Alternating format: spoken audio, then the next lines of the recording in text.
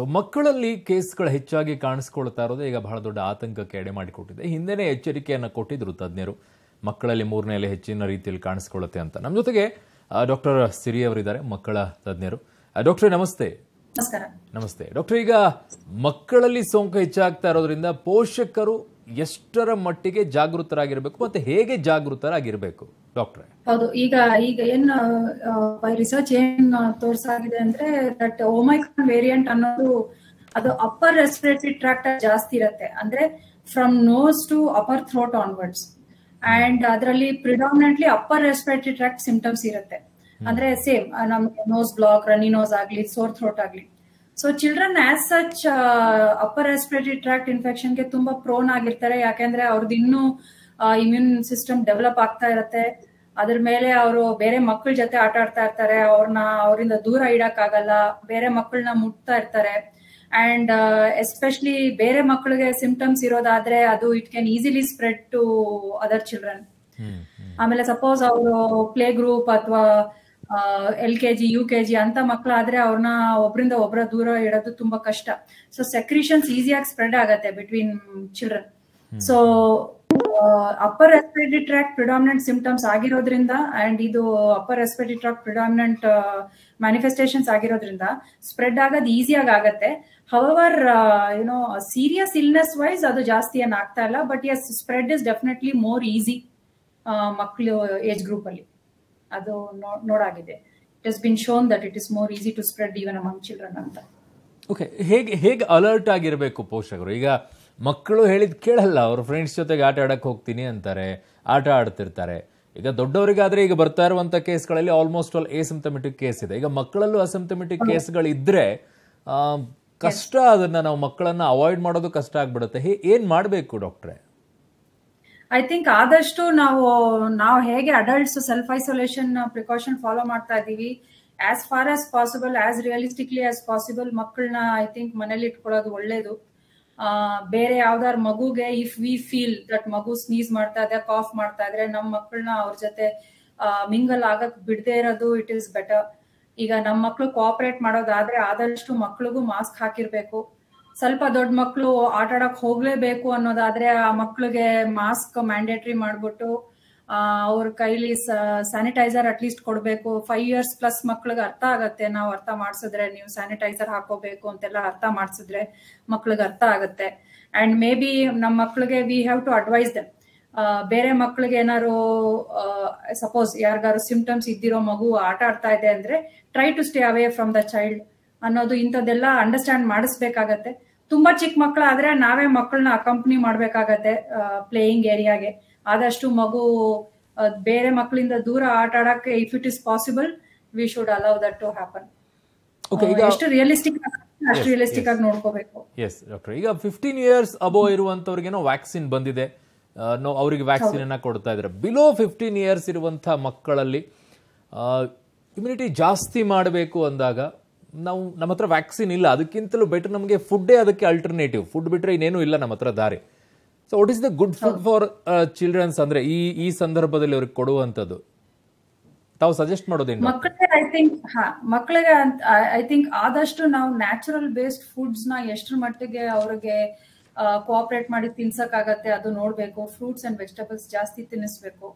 Processed food, package foods, ಈಗ ನಮ್ಗೆ supermarket shelves ಅಲ್ಲಿ ಸಿಗೋ ಪ್ಯಾಕೇಜ್ ಫುಡ್ಸ್ ನ ಐ ಥಿಂಕ್ ಅಂತದ್ ಇಂಟೇಕ್ ನಾವು ಕಡಿಮೆ ಮಾಡ್ಬೇಕು. ಫ್ರೂಟ್ಸ್ ಅಲ್ಲಿ especially vitamin C rich foods, citrus fruits ಆಗ್ಲಿ, if they are not having any allergies, particularly food allergies ಜಾಸ್ತಿ ಏನಿಲ್ಲ ಅಂದ್ರೆ ಆದಷ್ಟು ಸಿಟ್ರಸ್ ಫ್ರೂಟ್ಸ್, ಫ್ರೆಶ್ ವೆಜಿಟೇಬಲ್ಸ್ ತಿನ್ಸೋದ್ ವಾಸಿ. ಅಫ್ಕೋರ್ಸ್ ಚಿಕ್ಕ ಮಕ್ಕಳಿಗೆ ಎಷ್ಟು ಮಟ್ಟಿಗೆ ಫೋರ್ಸ್ ಮಾಡಿ ತಿನ್ಸಕ್ಕಾಗತ್ತೆ ಅದು ಗೊತ್ತಿಲ್ಲ, but if it is possible they should be encouraged to eat.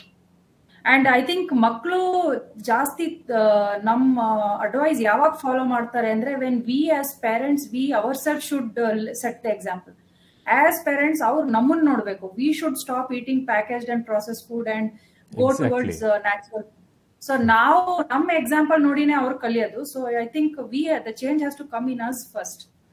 Exactly that point. They also follow the example.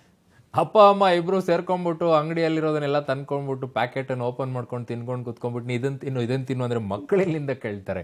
ಕೇಳೋದು ಕಷ್ಟ ಆಗುತ್ತೆ. Intelligent enough to make out that parents they are not following their own advice ಅನ್ನೋದು ಅವ್ರಿಗೆ easily ಗೊತ್ತಾಗುತ್ತೆ. that's true. But ಡಾಕ್ಟ್ರೆ, ಇನ್ನೊಂದು ಈ ವಿಚಾರದಲ್ಲಿ ನಾವು ಮಕ್ಕಳನ್ನ ಅವಾಯ್ಡ್ ಮಾಡಬೇಕು, ಅವ್ರ ಫ್ರೆಂಡ್ಸ್ ಸರ್ಕಲ್ ಅಲ್ಲಿ ಓಡಾಡೋದನ್ನ ಸ್ವಲ್ಪ ಫೆಬ್ರವರಿವರೆಗೂ, ಅದಾದ ನಂತರ ಫುಡ್ ಬಗ್ಗೆ ನಾವೆಲ್ಲ ಹೇಳಿದ್ವಿ. ಬಟ್ ಅತಿ ಮುಖ್ಯವಾಗಿ ಮಕ್ಕಳಲ್ಲಿ ಏನಾದರೂ ಈ ಸಿಂಪ್ಟಮ್ಸ್ಗಳು ಕಾಣಿಸಿಕೊಂಡಾಗ ಇಮ್ಮಿಡಿಯೇಟ್ ಆಗಿ ಡಾಕ್ಟರ್ ಹತ್ರ ಹೋಗೋದೇ ಬೆಟರ್ ಅಂತ ಅನ್ಸುತ್ತಲ್ವಾ ಡಾಕ್ಟ್ರೆ? ಬೇರೆ ದಾರಿ ಇಲ್ಲ. ಯಾಕಂದ್ರೆ ಸಾಮಾನ್ಯವಾಗಿ ನೆಗಡಿ ಕೆಮ್ಮು ಬಂದಾಗ ಹಿಂದೆ ಹೇಳಿದ ಡಾಕ್ಟರ್ನೇ ಅದೇ ಪ್ರಿಸ್ಕ್ರಿಪ್ಷನ್ ಅಲ್ಲಿ ನಾವು ಕೊಡುವಂಥದ್ದು ಅಭ್ಯಾಸ ಮಾಡ್ಕೊಂಡ್ಬಿಟ್ಟಿರ್ತಾರೆ ತುಂಬಾ ಪೇರೆಂಟ್ಸ್ಗಳು. ಹೌದು. ಸೊ ಮಕ್ಕಳಲ್ಲಿ ವಿ ಶುಡ್ ಆಲ್ವೇಸ್ ಲುಕ್ ಇದು ಡೇಂಜರ್ ಸೈನ್ಸ್ ಏನಾದ್ರು ಇದೆಯಾ ಅಂತ. ಡೇಂಜರ್ ಸೈನ್ಸ್ ಅಂದ್ರೆ ಏನಂದ್ರೆ how to make out whether ಇವ್ರಿಗೆ ಆಗಿರೋ infection is it a regular cold tarana athwa regular cold andre even in Omicron it is possible that they can get a regular cold or they can get little more severe disease. So ಮಕ್ಕಳಲ್ಲಿ ಅದು disease severity ಜಾಸ್ತಿ ಇದೆಯಾ ಕಡಿಮೆ ಇದೆಯಾ ಅಂತ ಹೇಗ್ make out ಮಾಡೋದು ಅಂದ್ರೆ, ತುಂಬಾ ಚಿಕ್ಕ ಮಕ್ಕಳಾದ್ರೆ ಅವ್ರದ್ದು ರೆಸ್ಪಿರೇಟರಿ ರೇಟ್ ಆಲ್ರೆಡಿ ಫಾಸ್ಟ್ ಇರುತ್ತೆ. Like less than 1 year old ಮಕ್ಕಳು ಆಲ್ರೆಡಿ 1 minute 60 times ಬ್ರೀತ್ ಮಾಡ್ತಾ ಇರ್ತಾರೆ. ಸೊ ಆ ಏಜ್ ಅಪ್ರೋಪ್ರಿಯೇಟ್. ಸ್ವಲ್ಪ ದೊಡ್ಡ ಮಕ್ಕಳು 1 ನಿಮಿಷಕ್ಕೆ 40 times ಬ್ರೀತ್ ಮಾಡ್ತಾ ಇರ್ತಾರೆ. ಸೊ ನಾವು ಅವ್ರದ್ದು ರೆಸ್ಪಿರೇಟರಿ ರೇಟ್ ಕೌಂಟ್ ಮಾಡ್ಬೋದು. ಅಂದ್ರೆ ಅವ್ರು ಸುಮ್ನೆ ಕೂತ್ಕೊಂಡು ಬೇರೆ ಏನೋ ಮಾಡ್ತಾ ಇರುವಾಗ ವಿ ಶುಡ್ ಜಸ್ಟ್ ಅಬ್ಸರ್ವ್ ಕಿ ಮಗು ಎಷ್ಟು ಫಾಸ್ಟ್ ಆಗಿ ಬ್ರೀತ್ ಮಾಡ್ತಾ ಇದೆ. That is number 1. ಇನ್ನೊಂದು ವೆರಿ ಹೈ ಫೀವರ್. ಥರ್ಡ್ಲಿ ಮಗುಗೆ ತಿನ್ನಕ್ ಆಗ್ತಾ ಇದೆಯಾ, ತಿನ್ನಕ್ಕೆ ಮತ್ತೆ ನೀರ್ ಕುಡಿಯಕ್ ಆಗ್ತಾ ಇದೆಯಾ. ಈಗ ಮಗುಗೆ ಆಗ್ತಾ ಇಲ್ಲ, ಇಂಟೇಕ್ ಮಾಡಕ್ ಆಗ್ತಾ ಇಲ್ಲ, ಮಗು ವಾಮಿಟ್ ಮಾಡ್ತಾ ಇದೆ. So these are all danger science. The last thing is ಮಗು ಆಕ್ಟಿವ್ ಆಗಿದ್ಯಾ. ಮಗು ಆಕ್ಟಿವ್ ಆಗಿಲ್ದೆ ಒಂದೇ ಕಡೆ ಕೂತ್ಕೊಂಡಿರೋದು, ಅಳ್ತಾ ಇರೋದು, ಇರಿಟೇಬಲ್ ಆಗಿರೋದು. So these are all signs and symptoms that ಈಗ ಆಗ್ತಾ ಇರೋ ಇನ್ಫೆಕ್ಷನ್ ಒಮೈಕ್ರಾನ್ ಒಂದೇ ಅಲ್ಲ, ಏನೇ infection, it is more severe than what we think ಅಂತ. So in that case definite ಆಗಿ ಇಮಿಡಿಯೇಟ್ ಆಗಿ ಡಾಕ್ಟರ್ನ ಕಾಂಟ್ಯಾಕ್ಟ್ ಮಾಡೋದು ಒಳ್ಳೇದಾಗಿರುತ್ತೆ. If it is less severity ಅಂದ್ರೆ ಮಗು ಆರಾಮಾಗಿ ಆಕ್ಟಿವ್ ಆಗಿ ಓಡಾಡ್ತಾ ಇದೆ, ಜಾಸ್ತಿ ಸಿಂಪ್ಟಮ್ಸ್ ಏನಿಲ್ಲ, ಮಗು ತಿಂತಾ ಇದೆ, ನೀರ್ ಕುಡಿತಾ ಇದೆ ಅಂದ್ರೆ okay, they can maybe see for 1 or 2 days. Okay, better option daily ಬಿಸಿನೀರನ್ನ ಮಕ್ಕಳಿಗೆ ಕುಡಿಸೋದು ಒಳ್ಳೆ ಅಭ್ಯಾಸ ಅಂತ ಭಾವಿಸಬಹುದು ಅನ್ಸುತ್ತೆ ಈ ಸಂದರ್ಭದಲ್ಲಿ ಡಾಕ್ಟರ್. ಅದ್ರ ಜೊತೆಗೆ ಇನ್ನೊಂದು, ಈ ವೈರಸ್ ಏನಿದೆ ಮಕ್ಕಳ ಮೇಲೆ ಎಷ್ಟು ಡೇಂಜರಸ್ ಆಗಿದೆ ಅಂತ ಹೇಳಿ ತುಂಬಾ ಸಿವಿಯರ್ ಆಗುವಂತ ಕೇಸಸ್ ಇದಾವ ಮಕ್ಕಳಲ್ಲಿ ಡಾಕ್ಟ್ರೆ? ಐ ಥಿಂಕ್ ಅವ್ರು ಏನ್ ಪತ್ತೆ ಹಚ್ಚಿದ್ದಾರೆ ಅಂದ್ರೆ ಇಟ್ ಇಸ್ ಡೆಫಿನೆಟ್ಲಿ ದೇರ್. ಮಕ್ಕಳಲ್ಲಿ ಕೇಸಸ್ ಜಾಸ್ತಿ ಡೆಫಿನೆಟ್ ಆಗಿ ಆಗ್ತಾ ಇದೆ, ಬಟ್ ಸಿವಿಯರಿಟಿ ವೈಸ್ ಅಡಲ್ಟ್ಸ್ ಕಿನ್ನ ಜಾಸ್ತಿ ಏನ್ ಸಿವಿಯರ್ ಆಗಿ ಆಗ್ತಾ ಇಲ್ಲ. ಐ ಥಿಂಕ್ US ಅಲ್ಲಿ ಏನ್ ಫೈಂಡ್ ಔಟ್ ಮಾಡಿದ್ದು ಅಂದ್ರೆ, ಈಗ if the admission rate for children was 2.5 children per 100,000 ಅಂತ ಇದ್ರೆ, ಇತ್ತೀಚೆಗೆ 4 children per 100,000 ಏನೋ ಅಡ್ಮಿಟ್ ಆಗ್ತಾ ಇದ್ದಾರೆ ಅಂತ ಹೇಳಿದ್ದಾರೆ. Yes, definitely rate of admission ಸ್ವಲ್ಪ ಜಾಸ್ತಿ ಆಗಿದೆ, ಬಟ್ ಪ್ರಾಬಬ್ಲಿ ಸಿವಿಯರಿಟಿ ವೈಸ್ ತುಂಬಾ ಜಾಸ್ತಿ ಇಲ್ಲ. ಬಟ್ ಎಸ್, ಕೇಸಸ್ ಡೆಫಿನೆಟ್ ಆಗಿದೆ. Okay, so any advice to childrens madam? ತುಂಬಾ ಚಿಕ್ಕ ಮಕ್ಕಳಾದ್ರೆ ಕೇಳಿಸ್ಕೊಳ್ಳಲ್ಲ, ಅಟ್ಲೀಸ್ಟ್ 15 years ಬಿಲೋ ಇರುವಂತದ್ದು, ಅಥವಾ ದೊಡ್ಡವ್ರಿಗೇನೆ ಆಗ್ಬಿರ್ಬೋದು 18-19 years ಬಿಲೋ ಆಗಿರುವಂತವ್ರಿಗೆ. ಐ ಥಿಂಕ್ 10 years ಕಿನ್ನ ಸ್ವಲ್ಪ ದೊಡ್ಡ ಮಕ್ಳಿದ್ರೆ ದೇ ಡೂ ಅಂಡರ್ಸ್ಟ್ಯಾಂಡ್. ಅವ್ರಿಗೆ first and foremost I think realistic ಆಗಿ ಅವ್ರ ಜೊತೆ ಡಿಸ್ಕಸ್ ಮಾಡ್ಬೇಕು. ಅಂದ್ರೆ ಎಕ್ಸೆಸಿವ್ ಫಿಯರ್ ತೋರಿಸಬಾರ್ದು ಪೇರೆಂಟ್ಸ್, ಅನ್ನೆಸೆಸರಿ ಎಕ್ಸೆಸಿವ್ ಫಿಯರ್ ತೋರಿಸಬಾರ್ದು. ಬಟ್ ರಿಯಲಿಸ್ಟಿಕ್ ಆಗ ಅವ್ರು ಮಕ್ಳು ಏನ್ ಮಾಡ್ಬೋದು ಅನ್ನೋದು ಅವ್ರಿಗೆ ಐ ಥಿಂಕ್ ಕೂತ್ಕೊಂಡು ಡಿಸ್ಕಸ್ ಮಾಡಿ ಅಂಡರ್ಸ್ಟ್ಯಾಂಡ್ ಮಾಡೋದು ಒಳ್ಳೇದು. Try to make them understand that ಇದು respiratory infection, just like any other respiratory infection. ಇದು ಮೂಗಿಂದು, ಬಾಯಿಂದು ಸೆಕ್ರೀಷನ್ಸ್ ಇಂದ ಹರಡುತ್ತೆ. ಹಾಗಾಗಿ ಬೇರೆ ಮಕ್ಕಳಿಂದ ಡಿಸ್ಟೆನ್ಸ್ ಮೇಂಟೈನ್ ಮಾಡಿ, ಈ ಮಗುನು ಮಾಸ್ಕ್ ಹಾಕೊಳ್ಳಿ, ಬೇರೆ ಯಾವ್ದಾರು ಮಗು ಸರಿಯಾಗಿ ಮಾಸ್ಕ್ ಹಾಕೊಳ್ತಾ ಇದ್ರೆ maybe this child can only tell you wear your mask properly and play. So ಎಲ್ಲ ಪೊಲೈಟ್ ಆಗಿ ಬೇರೆ ಅವ್ರಿಗೆ if the child wants to tell, polite ಆಗಿ ಹೇಳೋ ತರ ಮಾಡಿ ಅಂಡರ್ಸ್ಟ್ಯಾಂಡ್ ಮಾಡಿಸ್ಬೇಕು. ಹ್ಯಾಂಡ್ ಸ್ಯಾನಿಟೈಸರ್ ಕೊಟ್ಟು ಕಳಿಸಿ. Child should repeatedly use hand sanitiser. Unnecessarily surfaces ನ ಮುಟ್ದೇ ಇರ್ಲಿ ಮಗು. ಅಂದ್ರೆ ಲಿಫ್ಟ್ ಅಲ್ಲಿ ಹೋಗುವಾಗ, ಸ್ಟೆಪ್ಸ್ ಅಲ್ಲಿ ಹೋಗುವಾಗ ಎಲ್ಲಾ ಕಡೆ ಮುಟ್ಕೊಂಡು ಆಟ ಆಡ್ಕೊಂಡು there is no need. So ಸ್ವಲ್ಪ ದೊಡ್ಡ ಮಕ್ಕಳಾದ್ರೆ ಇಂಥದ್ದೆಲ್ಲ ಅವ್ರು ಅರ್ಥ ಮಾಡ್ಕೋತಾರೆ. ಅಂಡ್ ಇನ್ನೊಂದು, close space, suppose it's a shop, supermarket ಅಂತದ್ರಲ್ಲೆಲ್ಲ ತುಂಬಾ ಜನ ಇರೋ ಕಡೆ ಹೋಗು, ಪುನಃ ಅಲ್ಲೇ ನಿಂತ್ಕೋಬೇಡಿ ಅಂತದ್ದೆಲ್ಲ I think we could make the child understand.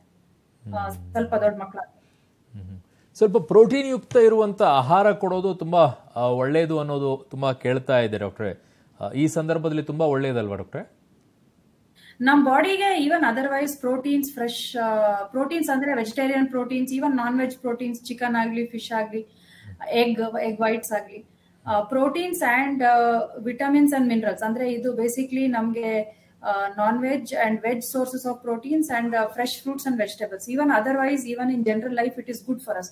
ಈಗ ಇಮ್ಯುನಿಟಿನ ಜಾಸ್ತಿ ಮಾಡೋದು it is actually a myth. ನಾವು ಏನೋ ಒಂದು ನೆಕ್ಸ್ಟ್ 1 or 2 weeks ಮಾಡ್ಬಿಡ್ತೀವಿ, ಅದರಿಂದ ನಮ್ ಇಮ್ಯುನಿಟಿ ಸಡನ್ ಆಗಿ ಬೂಸ್ಟ್ ಆಗ್ಬಿಡುತ್ತೆ. That is not actually possible. Immunity ಅನ್ನೋದು ಅದು ಎಷ್ಟು ಕಾಂಪ್ಲೆಕ್ಸ್ ಸಿಸ್ಟಮ್ ಅಂದ್ರೆ ಅದು ನಮ್ ಜನಂಜಾತ ನಮ್ ಮೈಯಲ್ಲಿ ಇರುತ್ತೆ. What we can do is ನಾವು ಡೈಲಿ ನಮ್ ಬಾಡಿಗೆ ಕಾಸ್ ಮಾಡ್ಕೊಳ್ಳೋ ಡ್ಯಾಮೇಜ್ ಅದು ನಾವು ಕಡಿಮೆ ಮಾಡ್ಕೋಬಹುದು.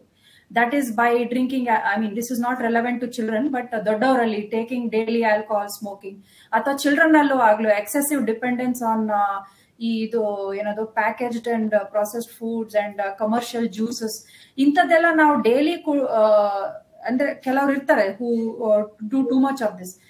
ನಾವು ongoing damage to the body prevent ಮಾಡಬಹುದೇ ಹೊರತು, but dramatically changing our immune system levels it may not be possible. But on a daily basis, we should keep trying for healthy food. That is there. But alternative ನಮ್ಮ ಹತ್ರ ಏನೂ ಇಲ್ಲ, food ಒಂದೇ ಮಾತ್ರ ಇರುವಂತದ್ದು ಈಗ ಮಕ್ಕಳಿಗೆ ಕೊಡುವಂತ ವಿಚಾರದಲ್ಲಿ. ಎಸ್ ಡಾಕ್ಟ್ರೆ, ಥ್ಯಾಂಕ್ ಯು ಸೋ ಮಚ್. ಇಷ್ಟೊತ್ತು ನಮ್ಮ ಜೊತೆಗೆ ಜಾಯ್ನ್ ಆದ್ರಿ. ಪೋಷಕರು ಒಂದಿಷ್ಟು ಧೈರ್ಯ ತುಂಬುವಂತ ಕೆಲಸವನ್ನ ಕೂಡ ಮಾಡಿದ್ರಿ, ಒಂದಿಷ್ಟು ಸಜೆಷನ್ಸ್ ಕೂಡ ಕೊಟ್ಟಿದ್ದೀರಾ. ಥ್ಯಾಂಕ್ ಯು ಸೋ ಮಚ್ ಡಾಕ್ಟ್ರೆ.